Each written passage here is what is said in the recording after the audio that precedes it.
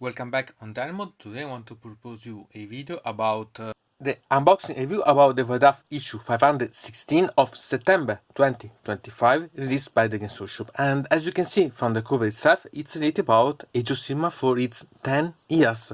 So we moved from the first edition of Warhammer Age of Sigmar to the actual 4th edition one. So we can see that in 10 years we had quite a lot of developing and as amount of rules and so on, but it's much more polished and we can see many more factions, and sincerely it's quite nice. We lost some pieces in the middle, for example Bretonnia, even if we had the free sheet of course for them. Okay, I know that is a joke, but it's always amazing. And really, we had a lot of things developing and even more that are coming. So here we can start to see about such celebrating White Dwarf. Here we can see the introduction about the White Dwarf, here the part about the contents of the White Dwarf, and we can see, even if it's referred mainly about Warhammer Age of Sigmar, there are tons of things also related about Warhammer 40k. So it's a bit of pity because we've seen the previous one that it was almost everything related about the Space Marines and so on. Sincerely, I would have hoped also this one related about it. And then we can find about the answers that are here. So we have these ones that are the ones related about the operations, Space Marine operation. There is the second part what we start to see since the first previous one that of the White Dwarf, so the 515. And here we can find about the missions. So one for Warhammer 40k and this for Age of Sigmar. As usual, it's something that recover once that it's from here, the 2021. So as usual, I suggest you to think about, I can say, rephrasing, reuse the mission that you can find around, because you can gain quite a lot, because you can use a mission that you have seen in previous releasing and so on and adapt to the new edition. And here the alternative cover that we can find if we make the subscription to the White Dwarf. So remember that it's the same that we can see here, simply without any variety, even if this time I say that I like having the variety on it, but being a special volume you can decide. Still, it's quite amazing because it's about Sigmar and not bad at all. Remember that if you do the subscription, you save quite a lot of money and you see them anticipation also then having here the image that is polished. So it's an amazing artwork. It's how you decide. Anyway, it's a good option in my opinion. So we can now start to see about the contents. So let's start to see about the contents. Here we have the part about the part of the main list of the readers to the team of the White Dwarf, and as usual I suggest you to see more than read, but also reading it's not bad because there are a lot of nice things to read, but see because you can find conversion, painting, basing that could be an inspiration for your models, so it can be quite nice. And reading you can find some nice happening that it's really quite fun and really quite intriguing. Okay, maybe not to replicate, but to have fun with. And you can also see some old models, relatively old. For example, this it's the Necromantic team from Brabble, and it's nice to see them have this one. And sincerely, I'm still thinking about how to bring up with something new. It's really quite nice. And here, invitation about send your photos and so on to be published on the White Dwarf maybe. So it's quite nice. I know a lot of people that has been published here, so it could be quite intriguing. And then we have the start about the celebration for Age of Sigmar 10 years. And here we can find about a summary of what happened, and the one talking is one of the authors of the background itself. So it's quite nice to see also another type of site and really quite intriguing. So we had the part about the age of the myth. It's really quite intriguing. Then we had the part about the rising of the chaos and the age of chaos itself. So it's nice to see how it developed and so on. So it's really quite an intriguing summary about what happened. It's really quite amazing. And then we can start with the reopening of the gates of Azir, and we can start with the new age, the age of Sigmar myself. So here we can start to see about the happening and so on, and some of the parts that are behind. It's really quite intriguing in my opinion. And then we can start with the generation about the servers, the SaaS, and the moving to the broken realms, because we can start as it's a fluid, as everything is combined and so on, and you can really have a sort of line that connects the various points that has been released along this year. And believe me, it's quite nice because we can find quite a lot of things. Also the part about the battle of Nagash against Teklis, for example here, also again Brokerions, and how both gods ended wounded, but not so clean as it's done in some other Tolkien. And then we move again from Brokerions with this that it's Kragnos, so that it's freedom and so on, and really it's really quite nice to see how it's developed. And from this we move about the third edition with the part about the Dawnbringer Crusade and the reconquering about everything. So it's quite nice, but doesn't add, because this move again with the Dawnbringer Crusade towards the fourth edition, that it's the part about the new one, so the Hour of Ruin, the Vermindum. It's really quite nice to see how everything that happened could be really summed back in really few pages, but at the same time it's really full of happening and so on, and we read quite a lot. Remember that I made a playlist with the part about the Tolkien for the various campaign that has been brought, and I'll bring even more because I'm starting to recover some of the books that I lost in the past, and I want to bring also some of the Black Library books that I finally have, that I want to finish to read and then create something also related about it, so that we can really deep more about the knowledge, because there is really quite a lot. Age of Sigmar in these 10 years started from being only about the old world that is brought to be really full, because there's been a lot of connection, a lot of recalling, a lot of sub-tramas that are going forward and so on. It's really quite nice, and in my opinion it's really quite worth. And then we can start to see about an interesting part, creating a sort of little campaign, but recreating what you can play with. So example here we had the Brimstone Peninsula, so we can start with the first edition.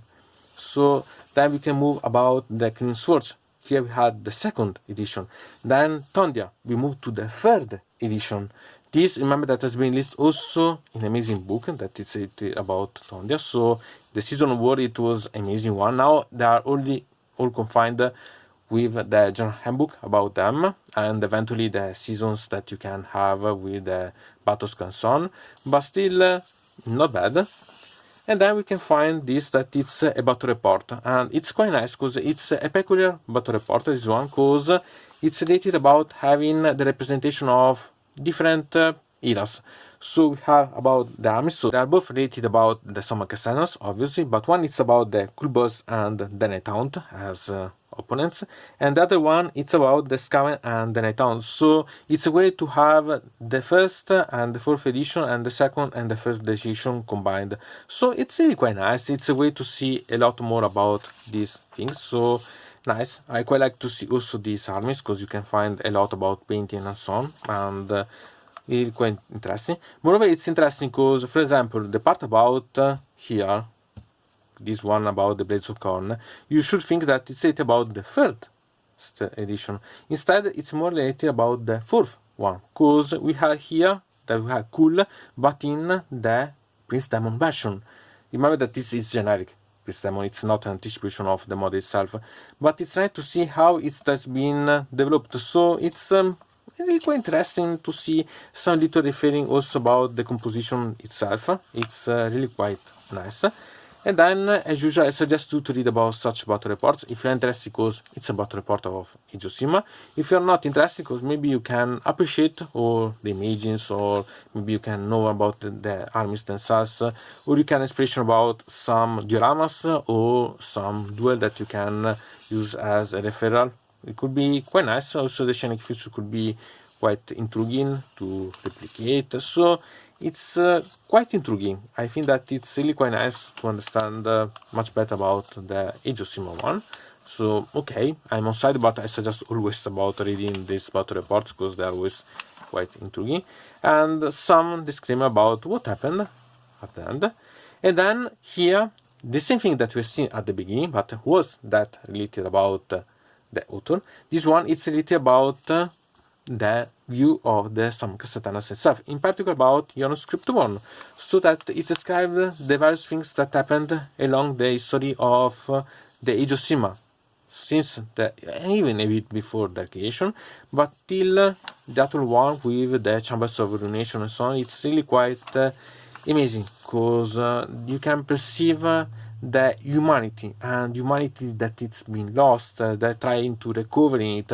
It's really quite amazing, and make the Summon Satanas not so the usual, the vanilla Space Marines for Age of Sigmar. No, they are really more complex about, and I love about such state. It's really something that it's amazing. Then we have some basic training obviously about Age of Sigmar this time. As usual, it's nice to read because you can, repeat something that you yet know, but even if you are not interested about Warhammer Age of Sigmar itself, could be interesting to associate eventually to strategies on that will be always available. Obviously, you have to adapt to the tactics and to the game that you are going to use, but it's always quite nice. And then we have another type of description about the Age of Sigmar, and it's from the Gunbreather side. So Gunbreather meeting the various gods. So here we have, for example, with the part about Giran, with the meeting with Alariel and its story. Here we have with Teclis and Tyrion. It's always quite nice, and moreover, you could understand that Teclis always what is Teclis. Here we have quite a lot of nice information, because we have about Malerion, the old Malekith, and really quite interesting. You have information that usually you're not able to find about, and it's more than usually are known about. And I'm quite curious to see how they will brought the Dark S, with Malerion from Ulgu now, when it will be remade, because I'm really quite interested to see not only about Malerion itself, but its renewed personality, if it's true, if it's really like a mask, a sort of fusion, but for that one that it is. And it's really quite intriguing. And obviously the mother, Morati, that we have seen quite active along all the history of the Age of Sigmar, moreover about Broken Realms. Then we can see about the other gods of the dwarfs, and it's interesting because it's also cited about Hachett, and I want to remember you that has been released with the part about September, also the army set related about the smiths of Hachett, so the Chaos Dwarfs, and it's really quite intriguing to see, because they see some articles on Warhammer community, they say certain things, they say another thing completely, and really it's quite nice, because you can start to see more depth about it, and I'm really quite curious to see books about Black Army and so on about these new Chaos Dwarfs. It could be really quite amazing in my opinion. Then we can see the meeting with Nagash, and it's always quite interesting to know how it's perceived. It's understandable. And with Sigmar myself, obviously, because you don't want to meet the god of the gods, technically, and it's really quite nice. And then we can start to study about Warhammer 40k with the League of Votann. In this case, it's understandable because there's been listed literally also the codex of the League of Votann, so it's quite nice. And there is a bit of background that could be really quite nice to understand them much better. And for example, not having myself the codex of the League of Votann, it's really quite a really nice depth, because we can start to see and understand much better. And then we have about Buri Aegnirssen. This is the new model that has been released about the only survivor of the part that it's one of the leaks for the League of Votann, and it's really quite nice because it's really angry. You can call it a sort of strategic berserker of the dust. It's of the space dust. It's really quite nice, and the artworks are always amazing. This is really something that allow you to understand much better about the background of the part of the League of Votann, and it's quite intriguing. I really suggest you to read because it's nice. And then we can start to see about the aspect of war. So here we can find about the League of Votann. So you can find the way to play them and so on.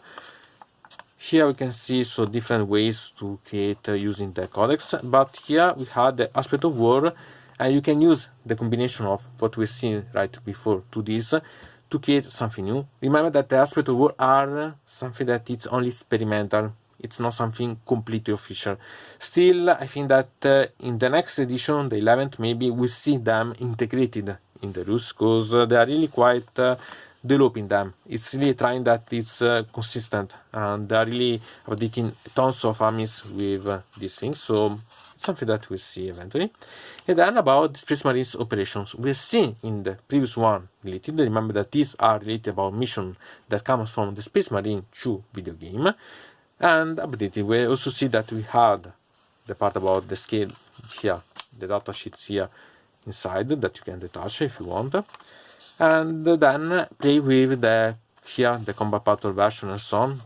So the operation with the boarding, it's up to you decide if it's worth or not, because essentially I don't want to play with them, but it's boarding action. It's simply a way to be able to play with them. And then we can start to see about Horus Heresy, and here how to assemble an army about Horus Heresy. This, I think that it was understandable that it was going to release something like this, because it's been released the new edition lately that it's Saturnine, so they had to make some spot about, even if, again, a bit too much, because the previous one, it was about the Space Marines. This one should be only read about, or must read about, the Age of Sigmar 1, and it's a pity to see so dispersed with parts of Warhammer 40k, part of Horus Heresy, but also it make it more full, more complete as option, and so we can see a lot of different ways to create armies and so on. So it's quite intriguing in my opinion.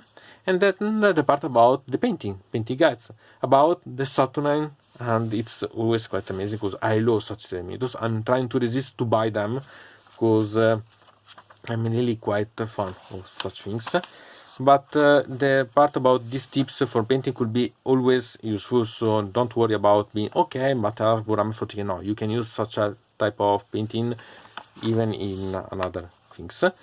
Here, some type of brush tips, again for painting, about, in this case, the captain for the part of the Saturnine and the various Saturnine, okay.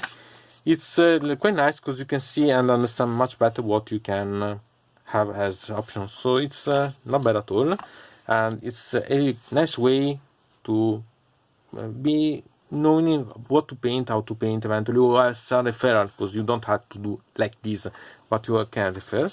And then we had the last of the part for the Black Library with the Tears of Albarak.